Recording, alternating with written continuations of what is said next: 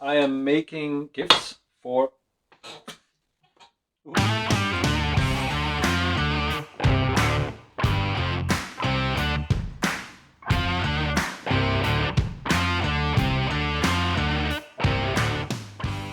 Hey, W here. Welcome to this situation, my little workspace here. If you've been here before, welcome back. Yeah, so I was rambling a lot when I shot this video. I'll just do this one in voiceover. This year for Christmas, I decided to make a pair of D-20 earrings for my daughter who's into D&D. Just regular actual D-20 dice from the game shop, which I was going to turn into a pair of earrings. So yeah, let's dive into this little project and I'll show you what I did. So the shape of an icosahedron means that for any given orientation, there's sort of a natural top point. And I decided that's where I want to put the eyelet. Of course, the shape also means that the sides aren't parallel to the axis of that point. So using a straight-jawed vise like this one that I 3D printed, the hole was going to be slightly crooked. But I decided that was okay for the test and went ahead with it. Of course, then I realized that when I bought the tiny drills for this exercise, I'd forgotten to buy the small collets that go with them, but it was nothing that a quick trip to the hardware store couldn't fix. So with my tools in order, I could go ahead and make my first attempt. And drilling into this resin, I quickly figured out that if you go too fast, it'll melt. So I was being very careful, just going very slow. This first try, I used a drill with a slightly smaller diameter than the eyelet that I was going to put in here, and I was hoping that I could just screw it in, basically just using the threads on the eyelet and screw it in like a screw. But it turned out that the force required to do that exceeded the strength of an eyelet this thin, so yeah, it broke.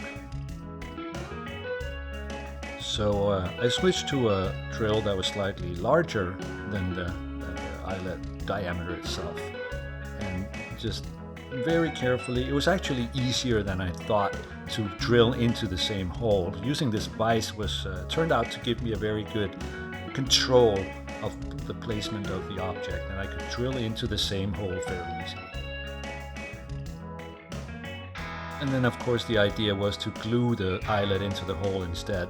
And I used this slightly thick gel-like super glue, which also sets a little bit slower. It's not like super fast. I think it's about like 60 seconds or something like that, because that gives you a little bit of control. I could take it easy and I could get the placement right, and the gel would sort of support the orientation. So, you know, making it possible to fiddle a little bit with it, as you can see I'm doing here, and get it to sort of sit right in this thick glue. And it totally worked, but I still wasn't completely happy with this orientation problem, so to speak, where the eyelet was off axis. You probably wouldn't notice, but I wasn't happy with it. So I 3D printed some jaws specifically for an icosahedron, and you can see that I did it wrong. I made one side and mirrored it, and that's not how an icosahedron works, but it was still functional. It would still hold it in the right position, so I used it like this. And then it was just a question of repeating those steps. So yeah, drilling slowly and carefully, don't melt the resin, just take it easy.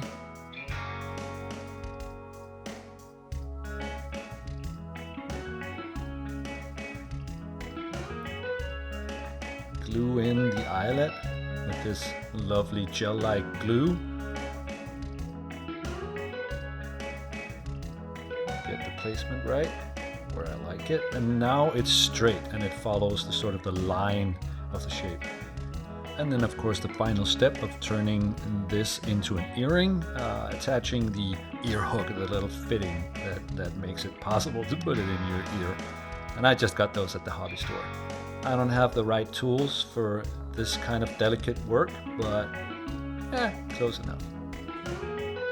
And that concluded the test, and I actually thought this was a very lovely result. So I was definitely encouraged to go ahead and make the real hero pair.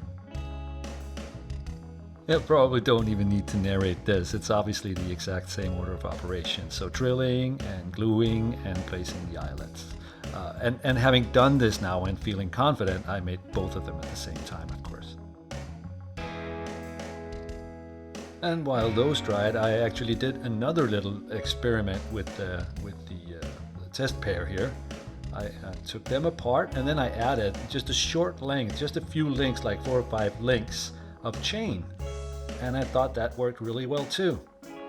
There's a short one and there's a long one. Of course, this meant that when it came to fitting the hero pair, I had 2 options. I had a decision to make. And that decision, you can probably guess, ended up being that she would get 2 pairs of D-20 earrings. So I just fitted chains on the test pair, and that was just another pair. And I'm glad to say she liked them. Thanks for watching, and I'll see you next time. Bye.